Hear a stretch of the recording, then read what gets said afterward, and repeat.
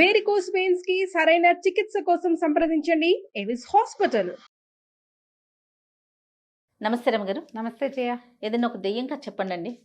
అంత ఎక్కువ దయ్యం కాదు, కొంచెమే దయ్యం ఉన్న కథ చెప్పనా మరి? చెప్పండి. కథ అంతా దయ్యం లేదు, కొంతమేరే ఉంది. ఓహో. పూర్వం ఒక చిన్న ఊర్లో బంగారమ్మ అని ఒక అమ్మాయి ఉండేది, ఒక ఆవిడ. అంత కలిగిన కుటుంబం కాదు, సామాన్య కుటుంబీకురాలు. పిల్లకి బంగారమ్మ అని పేరు పెట్టారు. ఆ బంగారమ్మ పేరుకు తగ్గట్టు ఆవిడకి మహా బంగారం పిచ్చి. చిన్నప్పుడు పెళ్ళికి వాళ్ళ నాన్న ఏదో ఒక సూత్రాల తాడు పెట్టి పెళ్లి చేశాడు. పెళ్ళయ్యాక చక్కగా బంగారం కొనుక్కోవచ్చు బాగా అనుకుంది. అయితే వాళ్ళు ఏం చేశారు, వాళ్ళు స్థితి లేని వాళ్ళు కదా, తాలూకా ఆఫీసులో గుమాస్తాగా ఉన్న వెంకటరమణ అనే అబ్బాయిని చూసి ఆ అబ్బాయికి ఇచ్చి పెళ్లి చేశారు. ఈవిడ ఏ సందర్భం వచ్చినా బంగారం కొను, చంద్రహారం చేయించు, వంకీ చేయించు, వడ్డాణం చేయించు అడిగేది. ఏదో చిన్న నల్లపూసలు, ఓ పైమేళ్ళలోకి చిన్న గొలుసు, ఓ ఉంగరము, ఓ చెవులకు బుట్టలు అట్లాంటివి ఎప్పుడో చేయించేవాడు. చాలా తక్కువ, చిన్న చిన్న వస్తువులు. ఇవేముంది అందరికీ ఉండేవే. అయితే బంగారం అంటే ఆయన ఒకసారి కసిరి కేకలేశాడు. నేనేమన్నా జమీందారుని అనుకున్నావా? జమీందార్ గారి దగ్గర గుమాస్తాను, నేను తాలూకా ఆఫీస్ గుమాస్తాని. నా దగ్గర అంతంత బంగారాలు నా వల్ల కాదు. నువ్వు ఇంకోసారి అడిగావంటే మీ పుట్టింటికి వెళ్ళిపోవు, నువ్వు వాళ్ళు కొనిపెడతారేమో, కొనుక్కో అని కేకలేశాడు. దాంతో హతాసురాలు అయిపోయింది. ఏదో రెండు చిన్నాలు వస్తువులు మెల్లిగా చేర్చుకునేది తప్ప ఇంకా పెద్దవి చేయలేకపోయింది. ఒక కొడుకు పుట్టాడు కాలక్రమంలో వీళ్ళకి. వాడి పేరు గోవింద్. అయితే గోవింద్కి వాళ్ళ నాన్నలాగా చిన్న ఉద్యోగం కాదు, మంచి ఉద్యోగం లభించింది. లభించేసరికల్లా ఈ లోపల ఏమైంది, వాళ్ళ పక్కింట్లో ఎవరిదో పెళ్ళి అయితే ఆ పిల్లాడికి బోల్డ్ కట్నం ఇచ్చారు. బోల్డ్ కట్నం ఇస్తే వాళ్ళు ఏదో పొలం కొనుక్కున్నారు ఆ కట్నం డబ్బుతోటి. ఈవిడికి ఏమనిపించింది, మనవాడికి కూడా శుభ్రమైన ఉద్యోగం వచ్చింది, పిల్లాడు చెయ్యెత్తి ఎదిగాడు, మంచి సంబంధం వచ్చి బాగా డబ్బులు వస్తే బంగారం కొనుక్కుందాం. పిల్లాడి పెళ్ళికి చంద్రహారము, వడ్డాణము ప్లాన్లో ఉంది ఆవిడ. సరే, ఏదో సంబంధాలు వస్తున్నాయి ఒకటి ఎర్ర. ఈ లోపల ఈ గోవింద్ ఏం చేశాడు, వాడి స్నేహితుడు పై ఊళ్ళో ప్రకాశం అని ఒకడు పెళ్లి చేసుకుంటుంటే ఆ పెళ్లికి వెళ్ళాడు. ఆ రోజుల్లో పెళ్ళంటే ఇప్పట్లాగా ఊరికే మొహం చూపించి భోజనం చేసి వచ్చే పెళ్ళిళ్ళు కాదుగా, 4 రోజులు వెళ్ళాలి. అక్కడ 3 రోజులు ఉండి వచ్చాడు. ఈ 3 రోజుల్లో ఏమైంది, ఈ అబ్బాయి వెళ్ళి దిగంగానే ఆ పెళ్లి కూతురి బాబాయ్ కూతురు, మేనమావ కూతురు, ఇంకో పిల్ల కమల, చక్కటి పిల్ల, ఎంత చక్కగా ఉందో, చేసుకుంటూ ఇట్లాంటి పిల్లనే చేసుకోవాలని భావించాడు. పెళ్ళికి 3 రోజుల ముందే వెళ్ళాడు ఈ అబ్బాయి. పెళ్ళైన మరుసటి రోజు వచ్చేద్దామనుకున్నాడు. ఈ 3 రోజులు 2 రోజుల్లో ఈ పిల్ల వెనకాల తిరగటం మొదలుపెట్టాడు. పిల్ల చాలా చక్కటిది, చక్కగా వినయం వందనం ఉన్నాయి, మంచి పనిమంతురాలు.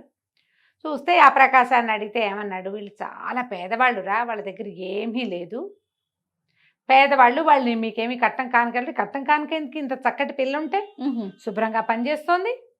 ఆ రోజుల్లో పిల్లలకి చదువులు, ఉద్యోగాలు, ఆలోచనలు ఉండేవి కాదు కదా. వంట చేయటం, చక్కగా ఇంటి పని చూసుకోవటం, గొడ్డు గోదా అంటే మొక్కమోడు మొగ్గుడు కదా, పిల్ల మేక వీటిని చూసుకోవటం వచ్చి లక్షణంగా ఉంటే చాలు. సంపాదనల ఆలోచనలు అసలు లేనే లేవు. మన కాలంలో కూడా తక్కువే, ఇప్పుడు కదా వచ్చినాయి అవన్నీ. సరే, ఏమైంది, ఆ పిల్ల తండ్రితోటి మీ అమ్మాయిని నాకు ఇచ్చి పెళ్లి చేయండి అంటే, నాయన పెళ్లి ఖర్చులు కూడా పెట్టుకోలేము మేము, మా వల్ల కాదు, మరి ఎట్లా పెళ్లి చేయాలో కూడా తెలియట్లేదంటే, పోనీ వీడి పెళ్లితో పాటే నా పెళ్లి కూడా చేసేయండి, ఇక్కడే నేను కూడా పెళ్లి చేసుకుంటానని ఆ ప్రకాశాన్ని ఒప్పించాడు. ఆ ప్రకాశం వాళ్ళది కలిగిన కుటుంబం. వాళ్ళు ఏమన్నారు, సరే పిల్ల నచ్చింది, ముహూర్తం మంచిది, ఎవరికైనా పెళ్లి చేసుకోవచ్చు, ఏముంది, ఇంకో 2 పీటలు ఇస్తే అదే పురోహితుడు అదే మంత్రం చదువుతాడు, అదే భోజనాలతో సరిపోతుంది అని చెప్పి ఆ ప్రకాశం వాళ్ళ మావగారు తమ కజిన్ బ్రదర్ అయిన ఈ కమల వాళ్ళ నాన్నతోటి ఒప్పించేసి పెళ్లి చేసేసాడు. పెళ్లి చేసుకుని చక్కగా మర్నాడు కొత్త భార్యని అతని మామని వెంబడి పెట్టుకొచ్చాడు గోవింద్. తల్లి చూసి నిర్కాంతపోయింది. లోపలికి వచ్చాడు, అమ్మ ఇదిగోనే నీ కోడలు, సమయం లేదు, ముహూర్తం మంచిది, నా నక్షత్రానికి కూడా సూట్ అవుతుందని చెప్పారని పెళ్లి చేసుకొచ్చాను, ఇదిగో వీళ్ళ అమ్మా నాన్న అన్నాడు. సామాన్యమైన బట్టల్లో పసుపు తాడు, నల్లపూసలు తెప్పిస్తే ఏమీ లేని పిల్ల తల్లి కళకళ్ళాడుతోంది, కానీ మెళ్ళో చిన్నమంత బంగారం కూడా లేని పెళ్లి కూతుర్ని చూసేసరికల్లా నిర్ఘాంతపోయింది బంగారమ్మ. ఎవరెవరా పెళ్లి చేసుకోవటం ఏమిటి, ఓ కట్నం కానుక మంచి చెడు లేకుండా హాత్తేరి అని తెగదిట్టింది. తిట్టేసరికల్లా అత్తయ్య దండం పెడుతుంటే, ఎవతే నీకు అత్త పో బయటికి అంది కోడల్ని. వాళ్ళేమో అలాగ, అక్కయ్య గారు పిల్ల నచ్చింది మీ వాడికి, నేను కూడా అంత స్థితిమంతుణ్ణి కాను, ముహూర్తం బాగుందని కన్యాదానం చేసేసాము, మమ్మల్ని క్షమించండి అని వాళ్ళు అంటుంటే, ఎవరు నీకు అక్కయ్య గారు పో బయటికి అని వాళ్ళని తిట్టింది. వాళ్ళ అమ్మా నాన్నని తిట్టింది, పిల్లని తిట్టింది. గోవింద్ అన్నాడు, నువ్వు ఏమన్నా సరే ఈ అమ్మాయి నా భార్య, నేను వివాహం చేసుకొచ్చాను, ఈ పిల్లని ఇంట్లో పెట్టుకోవాల్సిందే.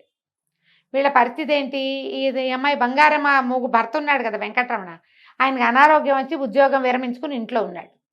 వాళ్ళ ఇల్లు నడవాల్సింది గోవిందుడితోటే. ఆ మొగుడు కనుక ఉద్యోగం ఉండి వాళ్ళ కథ నడుస్తుంటే ఆవిడ కొడుకుని పొమ్మనేది. ఇప్పుడు పొమ్మని అనలేదు, ఇల్లు వాడే నడుపుతాడు. కొడుకు పెళ్లి వల్ల రావాల్సిన కట్నం కానుక, బంగారం, చంద్రహారం, వంకి వడ్డాణాలన్నీ పోయినాయి. ఇక ఆ కోడల్ని 2 కళ్ళా చూసేది కాదు, ఆ బంగారం మండిపోయేది. దీనివల్లే నా బంగారపు సరదా తీరకుండా పోయిందని.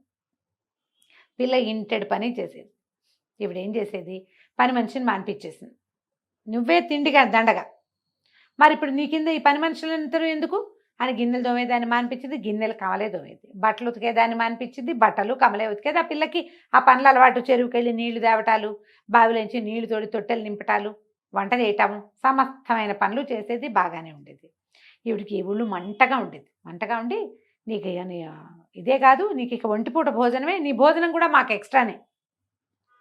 పొద్దున పూట తింటాను వీలేదు, రాత్రిపూట పిల్లాడు ఉంటాడు కాబట్టి, కొడుకుంటాడు కాబట్టి వాడితో పాటే నువ్వు భోజనం చేయాలి. పొద్దున నీకు మెతుకు కూడా పెట్టననేసింది. వంట పిల్ల చేసేది, అత్తగారు మావగారు అన్నం తినేవారు, ఆయన తిని పడుకునేవాడు, ఒంటో బాగుండదు కాబట్టి ఈవిడ చచ్చినా మా కోడలికి అన్నం పెట్టేది కాదు. పెట్టకుండా ఒక 10 రోజులు గడిచినాయి. ఈ 10 రోజుల్లో అబ్బాయి ఏదో కచేరీలో హడావిడిలో ఉండి బాగా గమనించలా. ఒక 10వ రోజుకి అప్పుడు తెలుసుకున్నాడు పిల్ల చిక్కిపోయిందని. ఇదేమిటి ఇంత చిక్కిపోయావు, నువ్వు ఇంత సన్నగా అయిపోయావు, జాకెట్ అంతా వదిలేపింది, రవికెందుకు వదిలేయింది, ఇంత సన్నబడిపోయావేమిటి అని అడిగాడు. సమాధానం ఆవిడ అత్తగారు ఏం చెప్పిందంటే, ఒకవేళ గనక అబ్బాయికి ఈ విషయం చెప్పావో దొంగతనం వంటగట్టి నిన్ను మీ పుట్టింటికి పంపించేస్తాను శాశ్వతంగా అని గట్టిగా చెప్పేసింది. ఇప్పుడు పుట్టింట్లో ఆ గతి కూడా లేదు. మొగుడు చక్కగా ముద్దుగా చూసుకుంటాడు, ప్రేమగా ఉంటాడు, మంచివాడు, ఇల్లు వాకిలి కళగా అన్నీ బాగున్నాయి. దీన్ని వదిలిపెట్టుకుని ఏం వెళ్తుంది పాపం, ఈ కాలం పిల్ల కాదుగా, నోరు మూసుకుని ఊరుకుంది.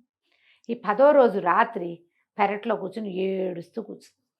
ఆకలి, పుట్టింటికి వెళ్ళిపోవాలని ఉంది, తిండి సరిపోవటం లేదు దానికి, ఏం చేయాలో తెలియక ఏడుస్తుంటే ఆ ఇంటి వెనకాల ఒక కానుగ చెట్టు ఉంది.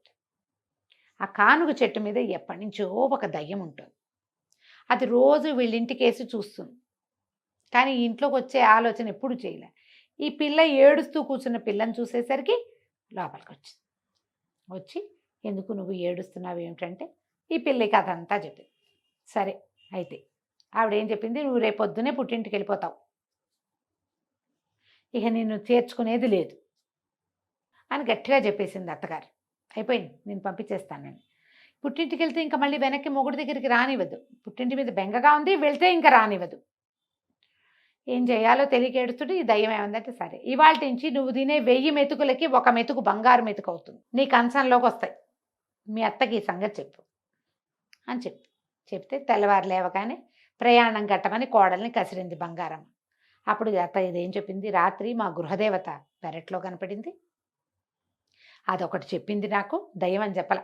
గృహదేవత ఏం చెప్పిందంటే, నేను 1000 మెతుకులు తింటే 1 బంగారు మెతుకు కంచంలో పడుతుందిట అనేసరికల్లా ఇది గృహదేవత ఇన్నాళ్ళు ఏమైంది, ఇన్ని రోజుల నుంచి నేను ఊరికే మేపుతున్నాను అని తిట్టి, సరే చూద్దామని అన్నం పెట్టింది. మధ్యాహ్నం అన్నం పెడితే పిల్ల చక్కగా కడుపు నిండా అన్నం తినది. 2 బంగారు మెతుకులు కనపడ్డాయి. కంతపోయింది ఆవిడ. అయ్య బాబోయ్, ఇన్ని రోజులు పోగొట్టుకున్నానే నేను దీనికి. ఇప్పుడు అది ఎన్ని రోజులు అన్నం తింది కదా, ఇది మొదటి రోజునే కనుక దీన్ని పొట్ట మార్చుంటే, మొదట కొన్ని రోజులు మామూలుగా పెట్టింది, తర్వాత కదా పగటిపూట అన్నం పెట్టడం మానేసింది. మొదటి రోజునే మార్చుంటే ఎన్ని మెతుకులు వచ్చేవో అని 2 మెతుకులు తీసుకుంది, జాగ్రత్త పెట్టుకుంది ఒక భరణలో. పొద్దున సాయంత్రం అన్నం తినేది పిల్ల. అది 1000 మెతుకులు అవ్వగానే ఓ బంగారు మెతుకు కంచం పక్కన ప్రత్యక్షమయ్యేది. అత్తగారి కోడల కంచం తనే తీసేది, ఆ మెతుకులు ఏరి పెట్టుకునేది. క్రమంగా ఆవిడ ఏం చేసింది, ఇది 2 మెతుకులే వస్తున్నాయి, ఇది ఇంతే తింటుంది, ఇంకొంచెం తినాలని బలవంతం చేయటం మొదలుపెట్టింది. 3000 మెతుకులు తింటే 3వ మెతుకు వస్తుంది అని బలవంతం చేయటం. రోజు అన్నం ఎక్కువ తినేసరికి వాళ్ళ పిల్ల ఆపసోపాలు పడిపోయేది. ఒకనాటి రాత్రి పిచ్చి కడుపులో నొప్పి వచ్చింది దానికి. ఈ బలవంతపు తిండి తినలేకపోతోంది. దొడ్లో కూర్చొని ఏడవటం మొదలుపెట్టింది. ఇప్పుడు మెతుకులు వచ్చేసరికల్లా, ఎప్పుడైతే బంగారు మెతుకులు వచ్చినాయో దీని పుట్టింటికి పోతుంది. సొమ్ము చచ్చినా కోడల్ని పుట్టింటికి పంపల. మధ్యలో పండగలు వచ్చినాయి, పబ్బాలు వచ్చినాయి, పుట్టింటి నుంచి కబురు వచ్చింది, అయినా పంపరు. సరే పంపల, వాళ్ళు కొట్టేస్తారు మనకు వచ్చే బంగారం. ఆవిడ భరి నిండా పసుపు పెట్టుకుంది వాటిని, ఏదో చేయించుకోవాలి రేపొద్దున. బంగారం ఉంది వీళ్ళ దగ్గర, అదేం బోల ఉంటుంది. బలవంతం పెట్టుతుంటే ఒక పూట బాగా అన్నం ఎక్కువ తినేసి ఆపసోపాలు పడుతూ దానికి ఏదో నెల తప్పిందో ఏదో, ఇంకా వీళ్ళకి తెలియలే. చచ్చిపోతుంది పిల్ల తినలేక అన్నం. దొడ్లో కూర్చుంది, ఏడవటం మొదలుపెట్టింది. మళ్ళీ వచ్చింది పిశాచం, వాళ్ళ గృహదేవత. ఎందుకే అమ్మాయి ఏడుస్తున్నావు, మెతుకులు చాలేదా మీ అత్తకంటే? కాదు, నన్ను చంపేస్తోంది, ఇంకా తిను ఇంకా తిను అంటుంది. 3000 అవ్వకపోతే మూడో మెతుకు రాదు, ఆఖరి ముద్ద వదిలేస్తే ఒప్పుకోవటం లేదు, నా వల్ల కావటల్లా, మా అమ్మ మీద ప్రాణం లాగుతోంది, వెళ్ళనివ్వట్లేదు. పుట్టింటికి పోనివ్వదు, ఎందుకంటే ఆ మెతుకులు వాళ్ళకి దొరుకుతాయని అనుకుంటుంది. మనిషి మంచిదే, ఈ ఒక్క గుణమే ఆవిడ బంగారం పిచ్చి అనేసరికి సరే ఇవాళ నుంచి నీ బహుమతి కట్టు, రేపటి నుంచి మీ అత్త ఎన్ని పూటలు అన్న మానైతే అన్ని బంగారు కాసులు లభిస్తాయి, మెతుకులు కాదు కాసులు అని చెప్పేసరికల్లా తెల్లారి పొద్దునే లేచింది కమల. నిద్ర లేచి అత్తయ్య అత్తయ్య రాత్రి మా గృహదేవత వచ్చింది, మరేమో నన్నేమో పుట్టింటికి వెళ్ళమంది, ఇక నాకు మెతుకులు రావుట, నా వరం అయిపోయిందిట, మీకే మీరు ఎన్ని పూటలు తిండి మానేస్తే, రోజులో ఎన్ని పూటలు తిండి మానేస్తే అన్ని బంగారు కాసులు కంచం బోర్లించి పెడితే కంచ కింద ఉంటాయి అనేసరికి ఆవిడ ఆశ్చర్యపోయింది. అవునా అంది, గృహదేవతను నమ్మాలి, ఇంతకుముందు బంగారు మెతుకులు మాట ఒప్పే అయ్యింది కదా, సరే నువ్వు వెళ్ళు, నువ్వు పుట్టింటికి వెళ్ళవే అని బండి కట్టించి, ఎందుకంటే ఇంకా కోడలతోటి ప్రయోజనం లేదు, అది ఎక్కడున్నా ఒకటే. ఈ అబ్బాయి ఏం చేశాడు, గోవింద్ కూడా భార్య మరీ ఏడాది అయిపోయింది పాపం, దానికి అమ్మా నాన్నని చూడాలని ఉంటుందిగా, చిన్నపిల్లని పెళ్ళాన్ని పంపించేసి. ఈవిడేం చేసింది, ఆ పూట పొద్దున అన్నం మానేసింది, సాయంకాలం కంచం ఎత్తేసరికల్లా కంచ కింద బంగారు కాసు. నిర్ఘాంతపోయింది, అయ్య బాబోయ్ బంగారమే ఇంత కాసు, అంతకుముందు మెతుకు ఎంత ఉంటుంది, మెతుకు సన్నగా ఇంతే ఉంటుంది, ఇది చాలా బాగుంది. కాసు తీసి డబ్బీలో వేసింది. మర్నాడు ఏమనుకుంది, 2 పూటలు మానేద్దాం అని చెప్పి 2 పూటలు మానేసింది. 2 బంగారు కాసులు వచ్చింది, ఆ 2 డబ్బాలో వేసుకుంది. పుట్టినప్పటి నుంచి తింటున్నాం వెధవన్నాం, ఓ 3 పూటలు తినకపోతే ఏమవుతాను నేను, ఏం కాదని 3 పూటలా మానేసింది. మానేస్తే ఆ కంచం దగ్గరికి వెళ్ళి వంగి తీసుకోవటానికి కూడా సత్తు చాలే ఆవిడికి. ఈ నీరసంగా ఈడుస్తూ పోయి 3 కాసులు తీసుకుంది. 4వ రోజు మానేసేసరికల్లా, మరి అన్నం మానేసేసరికి ఏమవుతుంది, ఓపిక ఉండద్దు, ఇక కళ్ళు తిరిగిపోతున్నాయి, కాళ్ళు తేలిపోతున్నాయి, పని చేసే సత్తా లేదు, పని చేసే పిల్లేమో పుట్టింటికి వెళ్ళింది, కోడలు లేదా, గుడ్లు గూట్లోకి వచ్చినాయి. కొడుకుని అడిగింది, ఒరే నువ్వు ఒకసారి మన వైద్యుడు గారి దగ్గర, ఊళ్ళో వైద్యుడు ఉన్నాడు కదా, ఆయన అడిగి జావ కానీ మజ్జిగ కానీ ఏదైనా అన్నానికి భిన్నం తీసుకుంటే అది భోజనంతో సమానం అవుతుందా అవదా కనుక్కో, మజ్జిగ తాగైనా బతుకుదాం అనుకుంది, మజ్జిగ తాగి బంగారు కాసులు సంపాదించాలి అనేసరికల్లా వీడు పరిగెత్తుకుంటూ వైద్యుడి దగ్గరికి వెళ్ళాడు. ఏమిటి ఇదేం ప్రశ్న ఇటా అడుగుతుంది ఏంటి అమ్మ అనుకున్నాడు, వాడికి తెలియలా. అమ్మ నీరసంగా ఉందని తెలుస్తోంది కానీ ఆవిడ ఎందుకు నీరసంగా ఉందో వాడికేం తెలుసు. భర్త ఏమో పడుకుంటాడు, ఆయన చూడటల్లా ఆవిడ అన్నం తిన్నదో లేదో. వెళ్ళేసరికల్లా వైద్యుడు అన్నాడు, మంచినీళ్ళు తప్ప అన్నీ భోజనమే, మజ్జిగ భోజనమే, పాలు భోజనమే, జావా భోజనమే, మంచినీళ్ళు ఒక్కటే భోజనం కాదు. మంచినీళ్ళతో ఎంతసేపు ఉంటారు. కానీ 5వ రోజు 6వ రోజు వచ్చేసరికల్లా మంచాన పడిపోయింది ఆవిడ, గుడ్లు తేలేసేసింది, బొక్కబోర్లా పడిపోయింది. పడిపోయేసరికల్లా నిర్ఘాంతపోయాడు, ఏమిటి అమ్మ ఇట అయిపోయిందని గబగబా తండ్రిని లేపి, నానా అమ్మని చూసుకో, ఒక మాట నేను వెళ్ళి వైద్యుడిని గాకేసుకొస్తానని, ఈ లోపల పక్కింటి పిల్లాడు ఎవడో ఉంటే, ఒరే నాయన ఎడ్లబండి ఏదైనా వెళ్తుంటే చూసి ఆగమేఘాల మీద మా అత్తారింటికి వెళ్ళి మా ఆవిడ్ని తీసుకురా, మా అమ్మకి ఏదో అయిపోయింది, కళ్ళు తిరిగి పడిపోయింది అని కబురు చేశాడు. కబురు చేసి వైద్యుడి దగ్గరికి వెళ్ళాడు. వైద్యుడికి ఏమో అంతుపడుతుంది, ఇంత పిచ్చ నీరసం ఈవిడికి ఎందుకు వచ్చిందో వైద్యుడికి తెలియలా. ఆయనకు అంత చెబితే కదూ, నేను అన్నం తింటలేదని చెప్తే కదా. ఆవిడ ఆ పరిస్థితుల్లో కూడా ఈ బంగారు కాసులు వస్తున్నాయంటే ప్రజలకు తెలిసిపోతే ఎట్లా, నోట్లోంచి మాట కూడా లేదు, పడిపోయింది అంతే. ఈ వైద్యుడు వచ్చి మాట్లాడి చేసి వెళ్ళి ఆయన ఏదో పొట్లాలు ఇచ్చేసరికి ఈ బండి మీద వెళ్ళిన కుర్రాడు ఒక 2 గంటల్లో 3 గంటల్లోనో కమలని వాళ్ళ ఇంటి నుంచి బండి ఎక్కించుకు తీసుకొచ్చేసాడు. ఈ కమలు రావటం మంచానికి అంటుకుపోయి గూట్లోకి వచ్చిన అత్తగారు చూడగానే భోర్మని, అయ్యో అత్తయ్య ఇట అయిపోయావేమిటి అత్తయ్య అని కావలించుకునేసరికి ఈవిడికి బంగారం కంటే కావలింత ఎక్కువగా తోచింది.